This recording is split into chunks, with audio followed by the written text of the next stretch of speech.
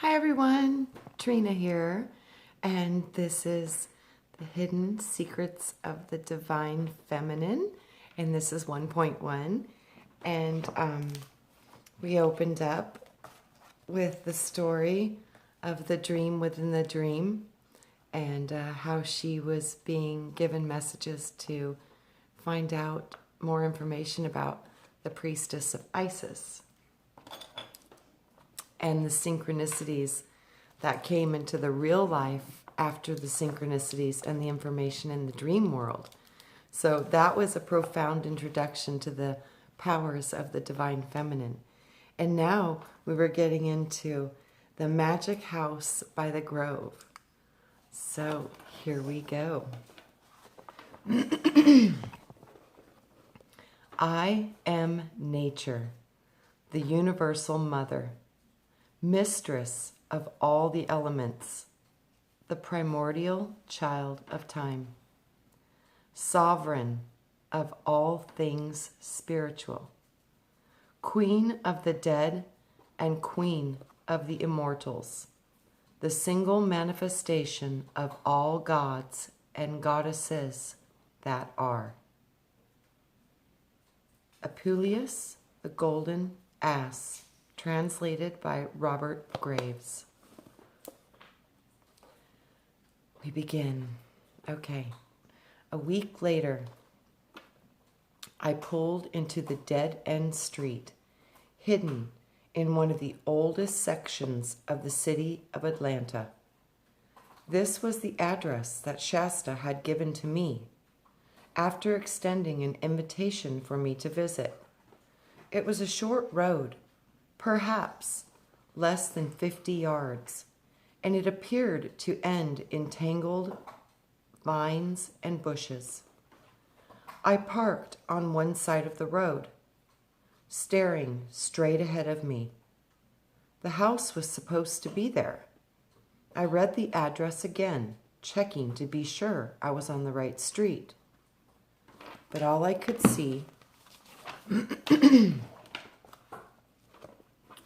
was a forest of kudzu.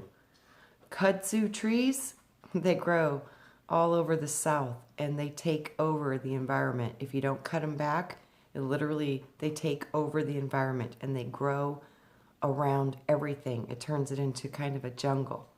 So it was filled with kudzu trees and vines.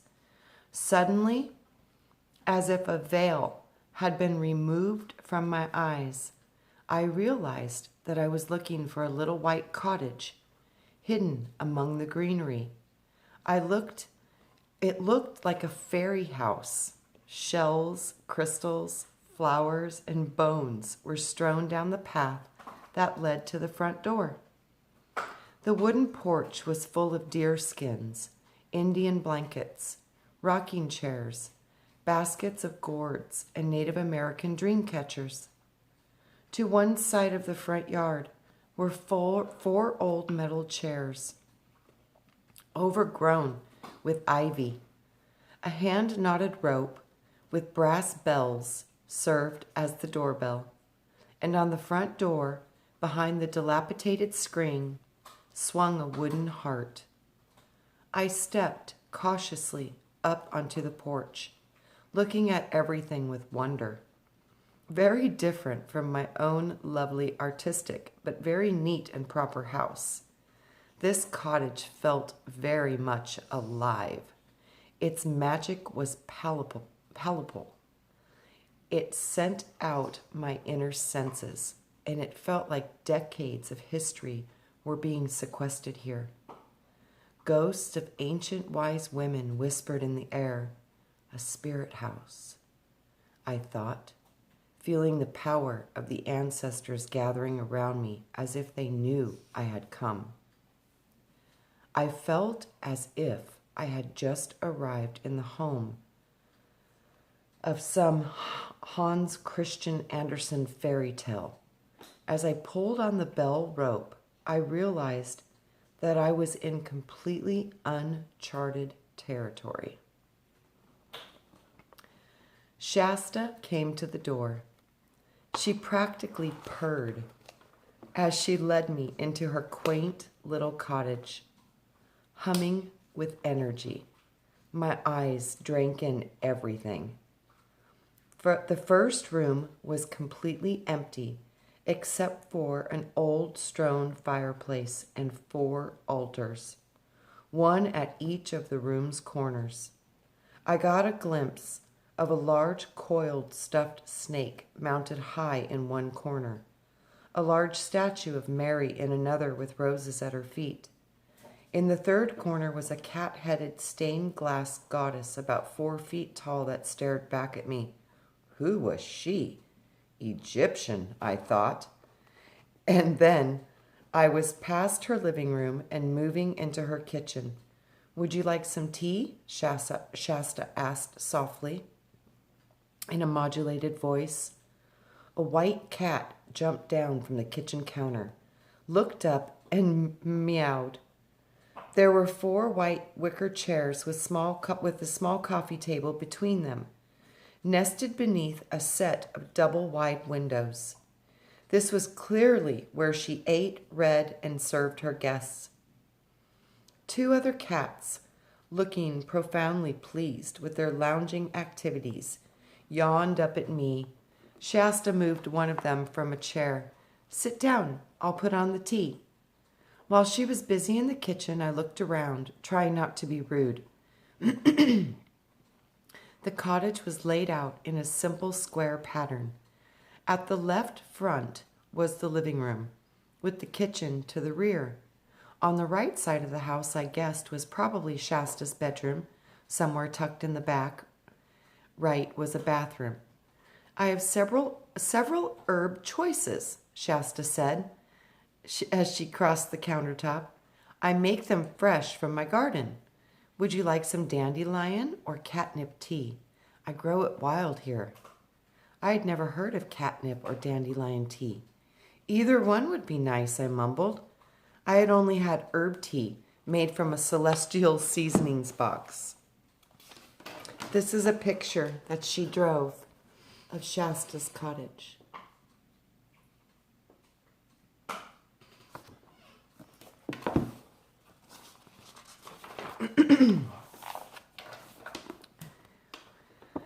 When the tea is finished steeping, we will go out and sit in the garden.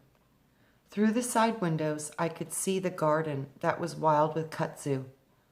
I could also see a little area where the land had been cleared and vegetables planted. But beyond that, almost everything looked half hidden in the green. The trees, the rocks, even the arched arbors of this magical little valley. From here, it looked like an enormous green vortex, where the earth dropped away into the center of the yard, leaving the entire perimeter rimmed with trees. Wild roses covered all the old fencing around the property, making her house almost invisible to those not trained to know what they were looking for. This grove is hundreds of years old, Shasta explained, as she saw me studying it. Women have been coming here for centuries to pray. I am just the keeper of the grove, along with my old friend Jeremy. Jeremy? I asked. Her chin gestured to the little hidden house to the other side of the sanctuary. I had not seen it before. He is the guardian of the grove, just as I am the priestess. I wondered if he was half as fascinating as she was. Shasta poured the hot water from the kettle into cups of dandelion. Do you like honey? I nodded. Shasta, do you have a restroom that I could use? She smiled, gesturing. Go back through the living room into the healing room. It's on the opposite side of the house. Wandering through the rooms, my eyes large as saucers, I saw turtle shells, snake skins, cow skulls, and fur throws. There were baskets of gourds in several corners, and a bookcase of well-loved books. This time, as I passed the altar with the beautiful cat-headed being, I studied it more carefully. It looked majestic and proud, definitely Egyptian. In a second corner, I realized a white wolf pet. He was draped beneath a white cow skull. What could this mean? One thing I knew, I thought the whole place felt alive. As I entered her bedroom, which she called the healing room, I noticed how pristine it was. Lace, candles, and rattles lay near the mirror above the dresser. A large double bed with a white lace bedspread stood against one wall, with a couple of overstuffed chairs. Then I was at the door to the bathroom. From that moment I entered it, I could tell that the house was watching me. A strange sort of power emanated right through the floorboards.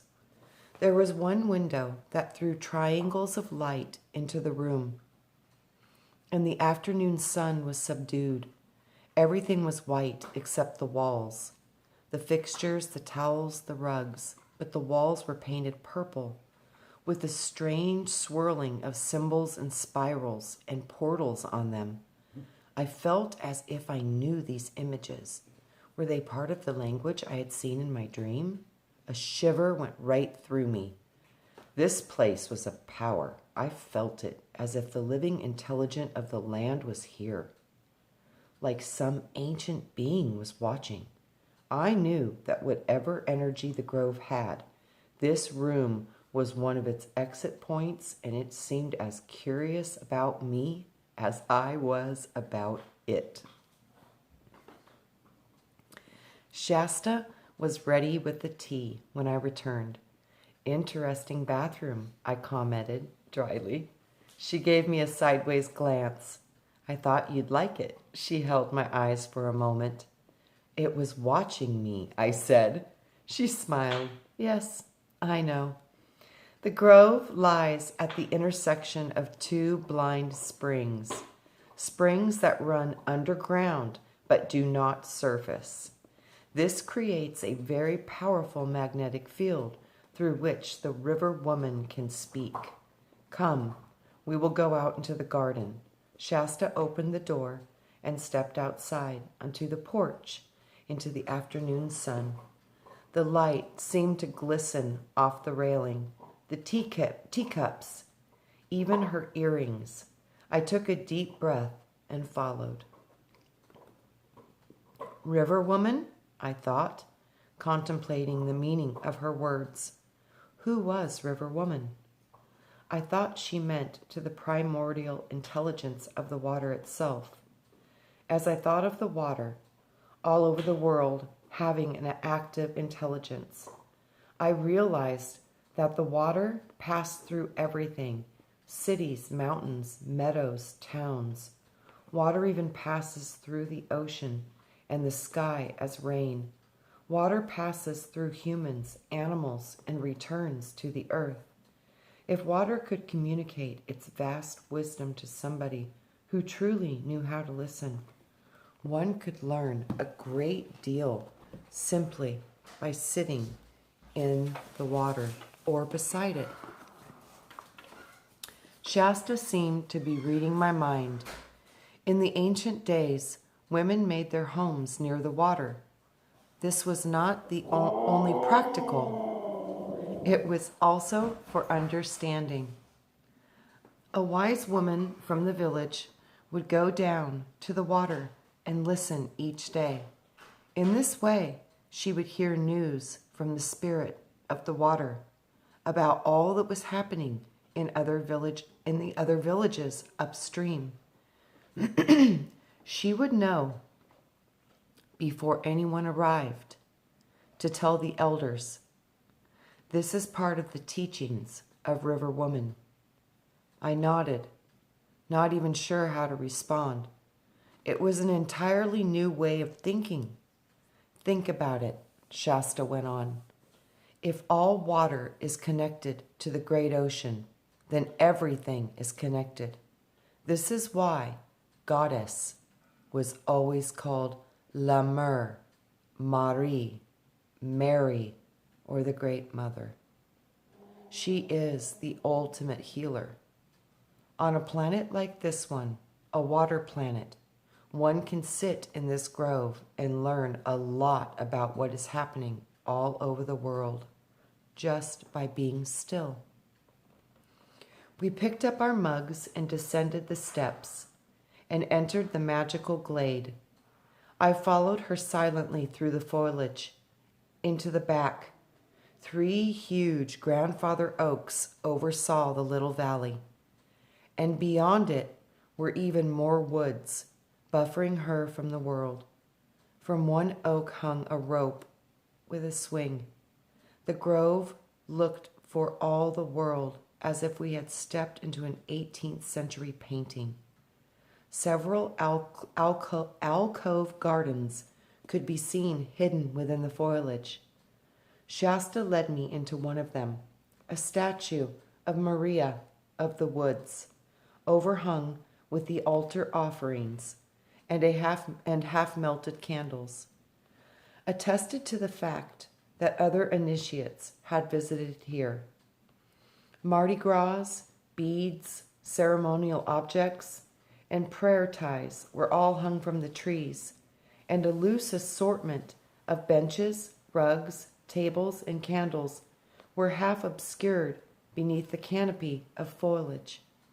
An aura of reverence emanated from this place.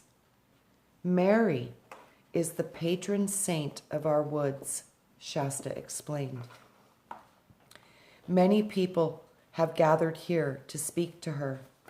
I nodded, not even able to formulate a question, despite my years of spiritual training. This was all new to me. The healing energies of sacred ritual were gathered in the silence. Shall we sit? Shasta asked, leaning me towards a wicker sofa where I could see down into the little bowl-shaped valley for the first time. There was a pit, a fire pit, with 4 altars, one for each of the directions. Sorry, my puppies are playing. You two, could you please settle down, Zodiac and Cody? I could feel the power rising from the ground like a pulse. I knew that if I were left alone in this grove, I would be able to hear the earth speaking. Suddenly, I spotted. Hold on 1 second. Hold on. Hey, you two. Can you go take this outside? Go play. Go play. Go play. Okay, so sorry. Puppies on crazy train. Okay, let me see where I was. Okay. Sorry. Okay, there was the fire pit with the 4 altars, one for each direction. I could feel the power rising from the ground like a pulse. I knew that if I were left alone in this grove, I would be able to hear the earth speaking. Suddenly, I spotted 3 huge cauldrons turned upside down in the circle. The sight sent a shiver through me. I knew from my Christian upbringing that witches used cauldrons. What are those? I said, pointing at them dubiously. She laughed, amused by my fundamentalist sensibilities. Don't be afraid, she reassured me, patting my arm in a happy matronly manner. Cauldrons are only iron kettles, you know. People have cooked in them for centuries. I smiled sheepishly, feeling chagrined. My Southern Baptist training was rearing its head. The cauldron, you see, is like the womb of the earth, the womb of woman everywhere. It is dark and round and mysterious, and from life it springs. Even if that life is only a well-cooked stew. She laughed, and I laughed with her. Half embarrassed, half still ill at ease. What had I gotten myself into?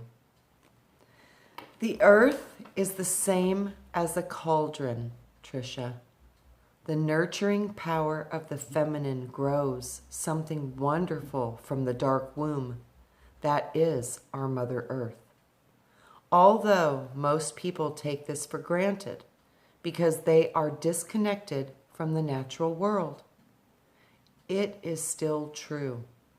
The Mother gives us everything: air, food, water, all of our plants, our trees, our woods, our fabrics, even our animals.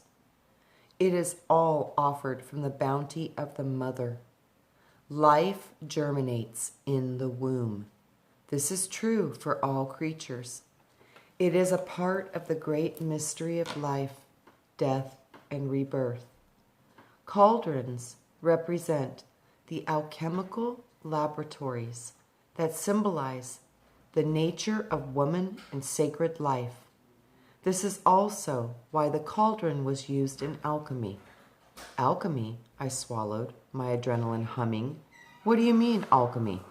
She laughed, seeing my discomfort, but her voice was patient. Alchemy means transmutation, Shasta explained.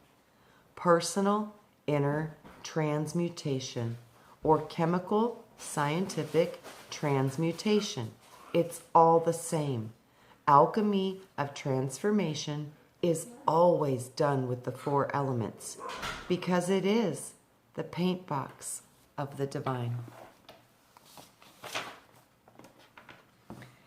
I held her eyes but didn't speak, thinking about her words. The paint box of the divine. What a strange thought, but true. I realized I wanted her to go on. She sighed. Let me ask you a question, Tricia. What do you think the world is made of? I looked around at the trees, the sky, the bench, my own clothes. I wasn't sure what she wanted me to say.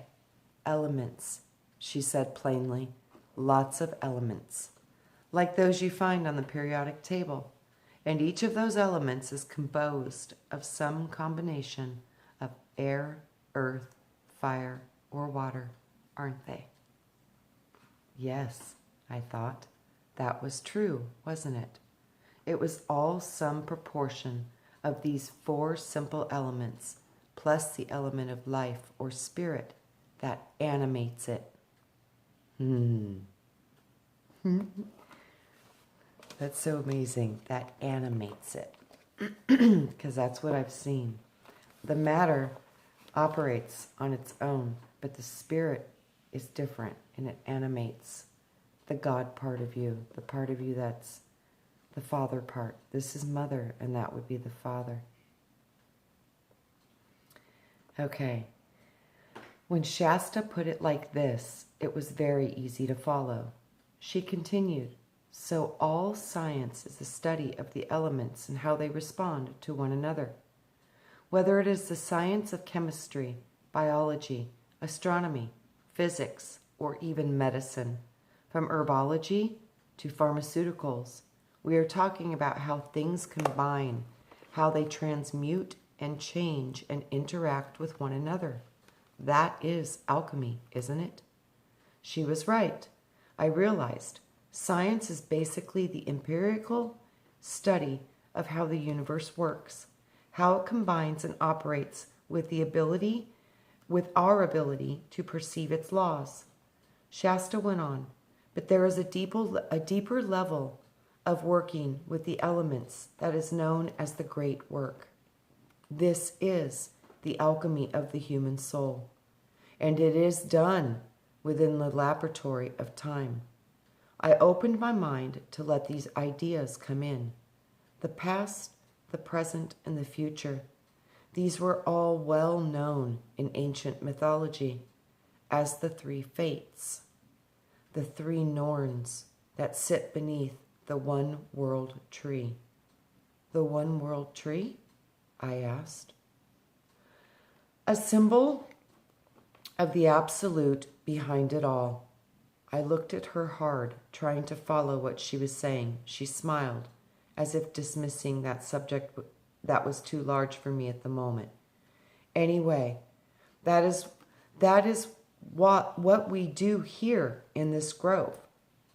We transform. Transformation, connection, prayer, ceremony. The alchemy of connecting the soul with the divine that is behind it all. The magician's quest. We will start on the next one with the magician's quest. This is so wonderful. I love this. So, we will resume with the magician's quest and the philosopher's stone. So I love you guys all. This is awesome information. I love tapping into all of the spooky traditions of what people have understood as witchcraft, because it's such a different thing than what most of us have been taught. It truly is about transformation and alchemy and using your own inner power to transmute the outer world. And this is accessing the power of the divine feminine, because she is the matter part of things, and the Father is the part that animates it. It's the part that's life, gives it life. So with that, we're learning the power of the masculine and the feminine and how they're working in our world together as one power. And the more of us that can learn to embrace the power that's truly here in this world, I think that's when we will have the strongest potential to make a very big difference within it. So I love you all. I will see you on the next one. And may soul and spirit be with us all. Namaste, and I love you. See you soon. Bye.